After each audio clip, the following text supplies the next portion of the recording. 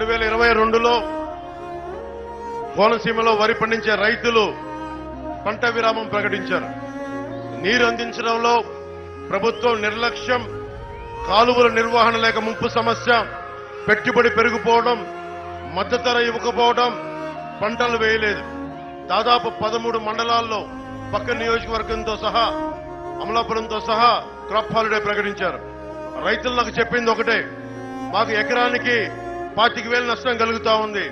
అదే కౌలు రైతు అయితే 45 నుంచి 50,000 నష్టం కలుగుతా ఉంది. రైతు భరోసా కేంద్రాల ద్వారా అమ్ముకోవాలంటే 1,00,000 నిబంధనలు పెడతా ఉన్నారు. అమ్మినా సకాలంలోకి డబ్బులు రావడం లేదు. కౌలు రైతులకి గుర్తింపు కార్డులు అందించడం లేదు. పంట కాలువలు పూడికలు తీయించడం గాని, మరమ్మతులు చేయించడం గాని, ఏటిగట్లు పటిష్టపరచాలి, ఇవేమీ చేయట్లేదు. తొలకరి పంట సమయంలో భారీ వర్షాలు